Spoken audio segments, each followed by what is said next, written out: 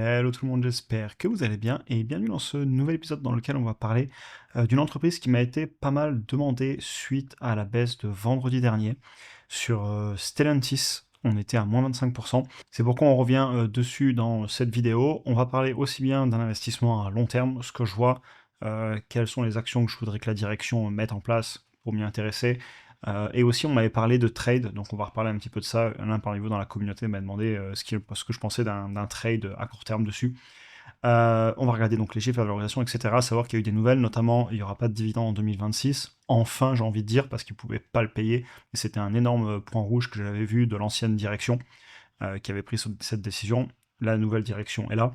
Donc voilà, ça a l'air de bouger. Et c'est une entreprise qu'on suit aussi dans le temps, ce qui fait que c'est une vidéo qui est aussi un petit peu à but pédagogique. On en avait parlé en août 2024, puis en octobre 2024, puis en juillet 2025. Donc ça fait un an et demi qu'on en parle. Elle était à 14 euros, puis 12 euros, puis 8 euros. À chaque fois, il était hors de question que je l'achète, pour des raisons assez fondamentales. Pas forcément que les chiffres, mais aussi parce que je voyais des choses qui ne me plaisaient pas, notamment au niveau de la direction, qui a changé. Du coup, on va en reparler en conclusion.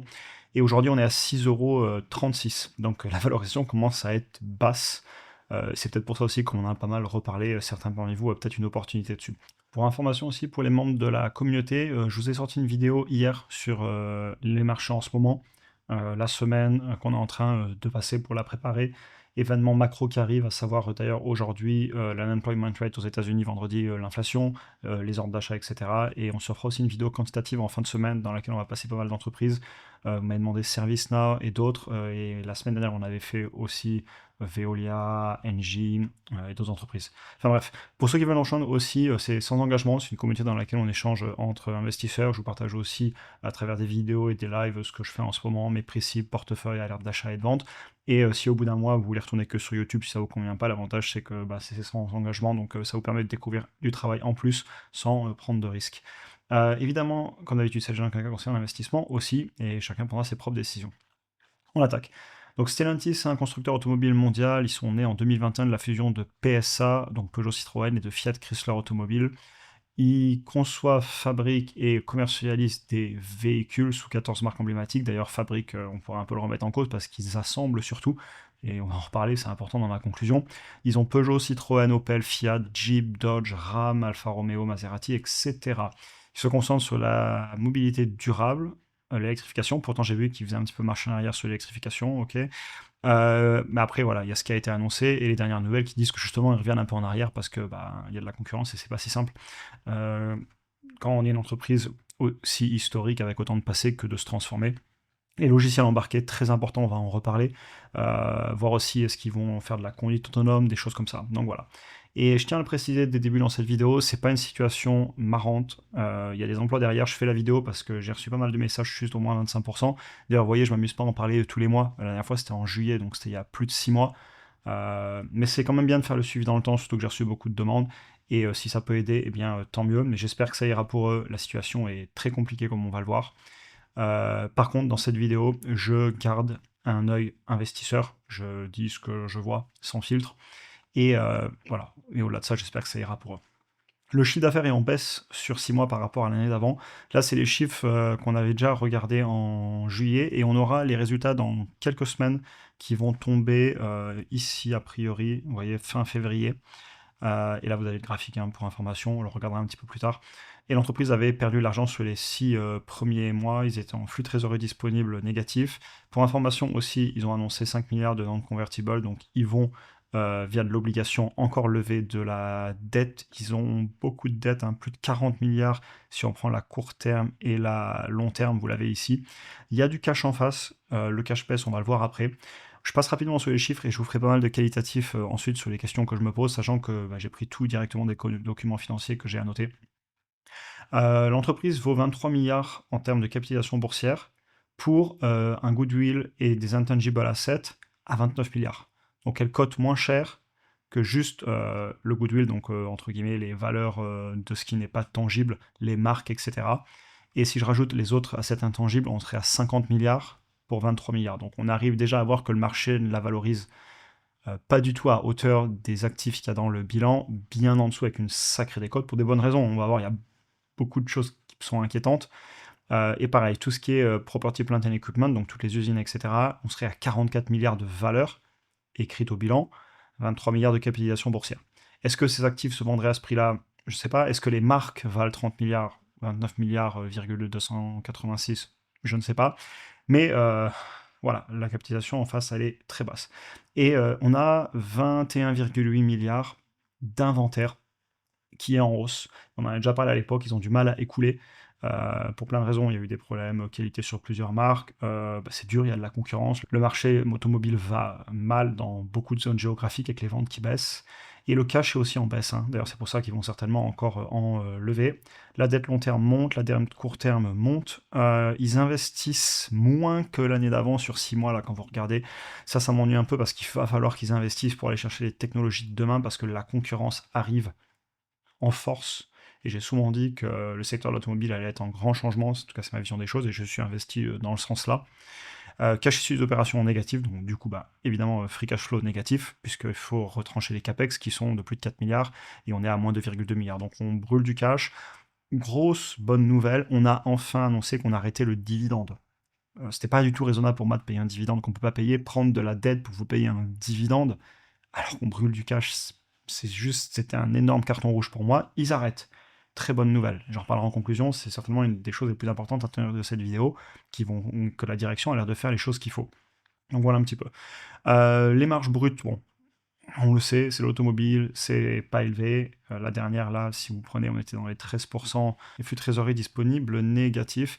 Et quand vous regardez ce qui vient d'être annoncé, au niveau des croissances, on serait sur une croissance à un chiffre faible sur tout 2026. Ce qui nous fait que dans mes projections, on va essayer d'en faire, même si vous allez voir, c'est très compliqué. Parce que on ne sait pas trop où vont aller les ventes. Mais voilà, j'ai mis peut-être 3% de croissance. Et les marges resteront faibles. Je prendrai peut-être les meilleures marges qu'ils ont fait, de l'ordre de 6%. Et c'est un petit peu ce que je vous dis en dessous. Quoi mettre dans les croissances et les marges? Quand vous regardez ce que je vous montrais juste avant, on était à 3 et quelques pourcents de marge l'année dernière complète. Si je nous mettais en trimestriel, on était passé en négatif, enfin en semestriel en 6 mois, free cash flow négatif aussi. Et la croissance, il y avait eu de la décroissance en annuel, et ça a l'air de repartir un tout petit peu. Et ça va être dur de remplir le fichier, et c'est du coup ce que je vous dis, et c'est des questions à se poser. Quoi mettre dans les croissances et les marges à long terme? Parce qu'il va vraiment se falloir forger des convictions sur le fait qu'ils vont réussir à écoler les inventaires, à développer de nouveaux produits attrayants, alors que les budgets, notamment en CAPEX, sont en train de baisser. Il faudrait peut-être les monter pour aller avoir des nouvelles technologies dans les usines, les outils de demain pour produire, etc. De la même façon, si vous regardez, le marketing est en baisse, la R&D, elle, est en hausse.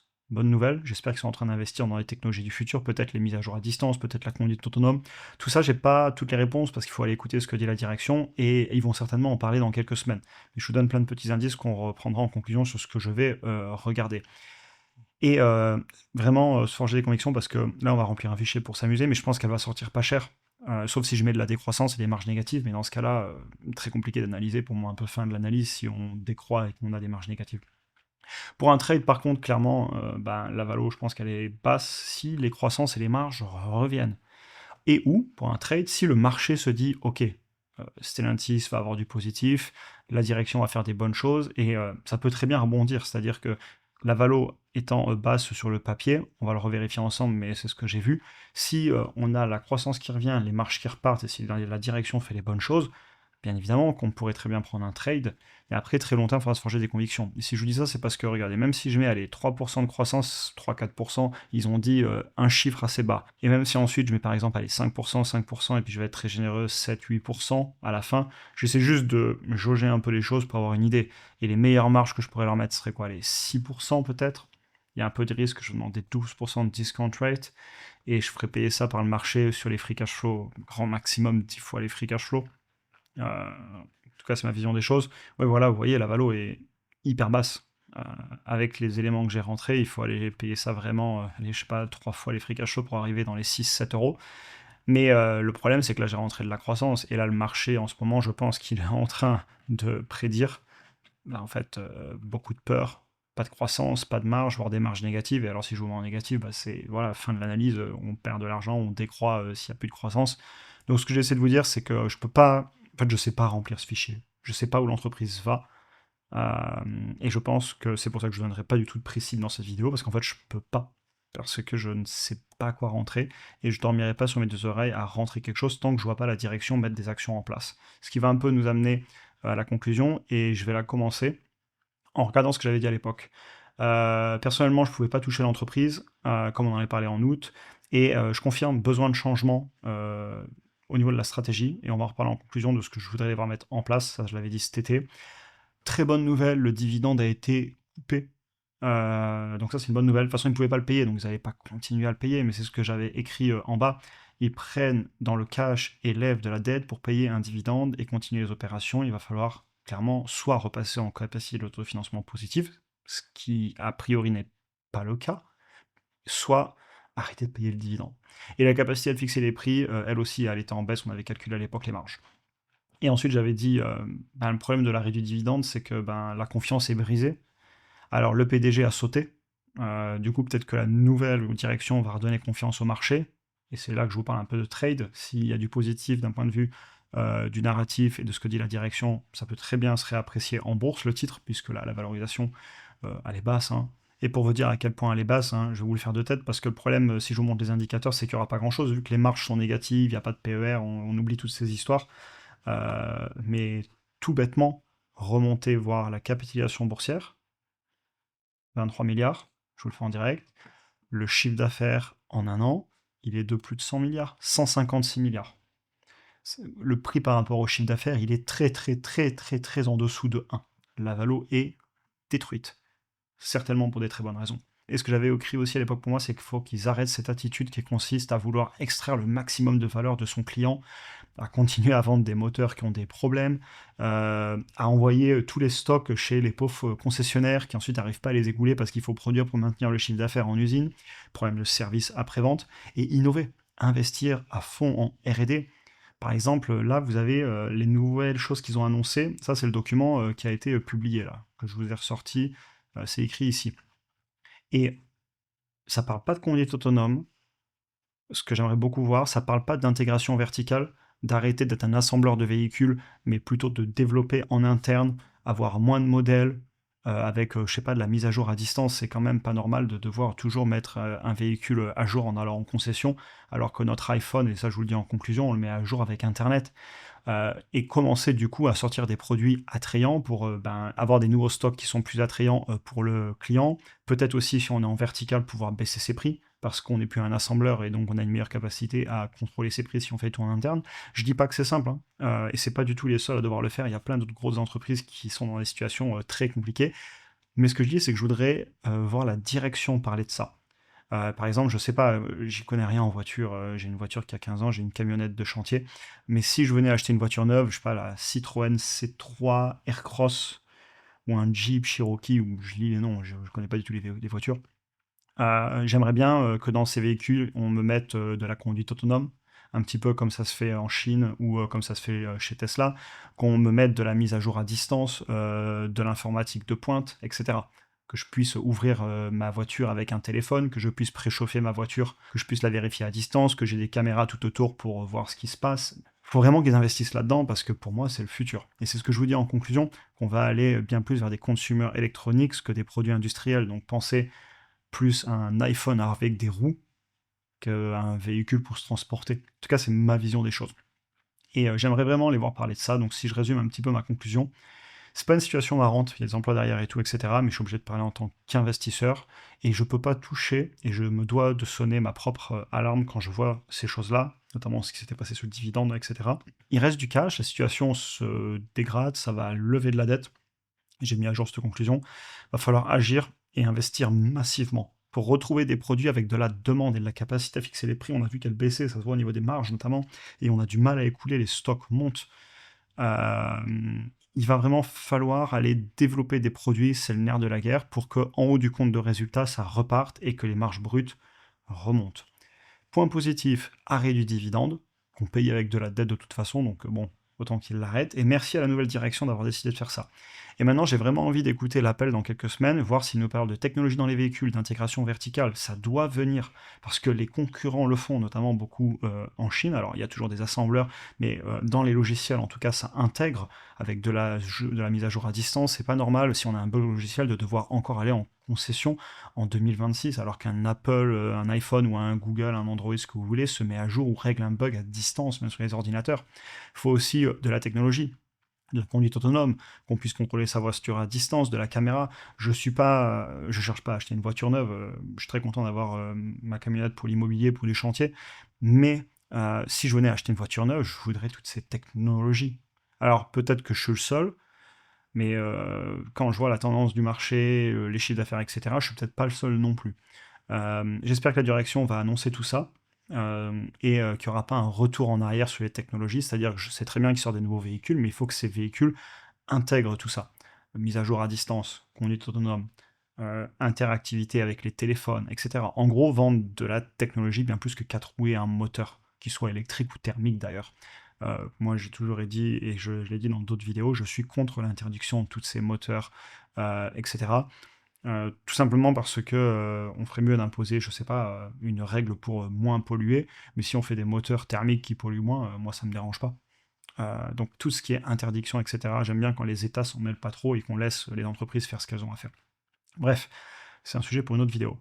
La concurrence arrive très fortement d'Asie. La dernière fois, j'étais à Paris, je prenais un VTC pour aller à l'aéroport et je suis remonté dans une BYD, la SEAL. Bah, franchement, j'ai parlé avec la personne pendant 40 minutes. Très intéressant comme discussion. Un véhicule qui a l'air très très bien. Évidemment, aux États-Unis, vous avez des boîtes qui s'y mettent à fond. On pensait à Tesla, notamment, qui est le gros acteur là-bas sur les voitures avec de la technologie. On a Google aussi avec Waymo, ils sont plus sur la conduite autonome. Et tous ces véhicules qui vont arriver, notamment d'Asie, on peut les ralentir un peu avec les droits de douane, mais si ça commence à monter des usines en Europe, ce qui est le cas chez certains, ou ça va commencer à fabriquer en local, bah là, il n'y a plus trop de moyens de les arrêter avec des droits de douane, ou alors après, on peut tout simplement l'interdire, mais ça a d'autres conséquences, c'est de la politique. Ne jamais dire jamais, mais sur le long terme, bien évidemment que la concurrence, elle va arriver. Et donc, être de moins en moins un assembleur de voitures, mais de plus en plus intégré verticalement et ajouter de la technologie pour pouvoir monter les marges, avoir une meilleure capacité à fixer les prix parce que le produit est meilleur et il est attrayant et on veut l'acheter. Et en gros, passer d'un produit industriel à un produit beaucoup plus consumer electronics, donc penser produits électroniques. Et même dans la façon de les fabriquer, hein. J'avais déjà donné cette analogie, un moteur thermique, c'est parfois jusqu'à plus de 1000 pièces, c'est compliqué, il y a l'entretien, etc. Et si on veut plus d'autonomie, il faut mettre un plus gros réservoir. Si on veut plus de puissance, il faut mettre un plus gros moteur. En gros, il faut tout refaire le moteur, hein. J'en ai conçu des moteurs et j'en ai démonté, c'est ma formation de base, hein. Euh, à l'inverse, sur l'électrique, bon, le moteur doit être un peu plus gros pour passer la puissance, mais au niveau des batteries, il suffit d'en mettre plus pour augmenter l'autonomie et ou selon si vous les mettez en dérivation ou en série, vous montez le voltage et donc vous montrez tout simplement la performance du véhicule. Je vous ai fait la version simple, mais en gros, avec des batteries, c'est que moi je donne toujours l'analogie qu'une batterie c'est un peu comme une canette de coca, ça se fabrique à une vitesse absolument phénoménale et il suffit d'en mettre plus ou moins dans la voiture pour changer les caractéristiques de la voiture. Vous imaginez les économies d'échelle et donc derrière la capacité à avoir des meilleures marges et donc pouvoir baisser ses prix par rapport à la valeur qu'on obtient. Bref, je suis assez positif sur le futur de pas mal d'entreprises dans l'automobile et toutes celles qui feront le tournant, je suis aussi assez positif, mais il va pas falloir rater le tournant. Travailler sur les produits du futur. Je serais beaucoup répété, mais ça aurait été bien cette vidéo parce qu'en fait, ça aurait été, il y aurait eu un peu de chiffres, mais c'était beaucoup de qualitatif sur ce que j'aimerais voir, les décisions qui sont pas simples à prendre, hein. Imaginez le courage qu'il faut pour tout remettre en cause. Mais j'espère vraiment qu'ils vont le faire. Tout le secteur de l'automobile souffre. C'est pas que Stellantis. Si vous allez voir, on avait fait, je crois à l'époque, je sais plus si on avait fait Volkswagen ou BMW ou Mercedes, on en avait fait d'autres. C'est difficile. Certaines entreprises vont mieux que d'autres tout de même, donc ça veut dire que certaines entreprises arrivent à mettre les actions en place. Courage à eux, j'espère vraiment que ça va aller. Et si ils font les bons tournants, ils pourraient très bien remonter la pente. Et d'un point de vue investisseur, alors moi je peux pas toucher, j'ai pas envie de prendre un trade, je fais du long terme et je vois des dossiers où je vois un meilleur rapport entre risque et récompense. Et pour un trade, je peux comprendre l'intérêt. Parce qu'il y a un moment, la valorisation, quand même, 23 milliards de capitalisation boursière pour combien? 150 milliards de 156 milliards de chiffre d'affaires. Le prix par rapport au chiffre d'affaires, là, il est très très très très très bas. Mais bon, il n'y a plus de croissance. Il y a des marges négatives, donc il y a des bonnes raisons, hélas, derrière aussi. J'espère que ça vous aura intéressé. J'ai essayé de rester positif et de pas dire que c'est compliqué, même si on le sait. Ça fait 1 an et demi qu'on l'a su ensemble, et ça fait 1 an et demi qu'on le dit que c'est très compliqué, et que personnellement, je peux pas y aller. En tout cas, c'est ce que moi je dis. J'espère avoir tort pour eux. J'espère qu'ils vont s'en sortir, vraiment. Mais je voulais parler de qualitatif, montrer le positif, parce que s'ils mettent les bonnes actions en place, il y a des choses absolument incroyables à jouer. Et j'espère vraiment que ça va aller pour eux. J'espère que la vidéo vous aura intéressé en tout cas. J'ai essayé de la garder la plus positive possible tout en montrant quand même les chiffres. On va pas en parler tous les mois parce que autant quand c'est des baisses sur des entreprises qui m'intéressent, comme on l'avait fait sur LVMH, ASML, je préfère en parler souvent parce que à un moment je peux être amené à acheter. On parlait aussi beaucoup de Novo que je trouve intéressante, etc. Je l'avais dit, si on arrive sur des bons niveaux de valorisation, on avait suivi la baisse.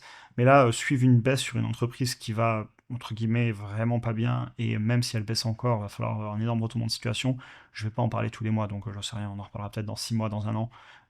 Plus à titre éducatif, si ça peut aider, ben, j'espère que la vidéo aura pu aider quelques personnes. Et voilà un petit peu pour ma vision des choses. Je vous souhaite une excellente journée à tous et à très bientôt pour un prochain épisode.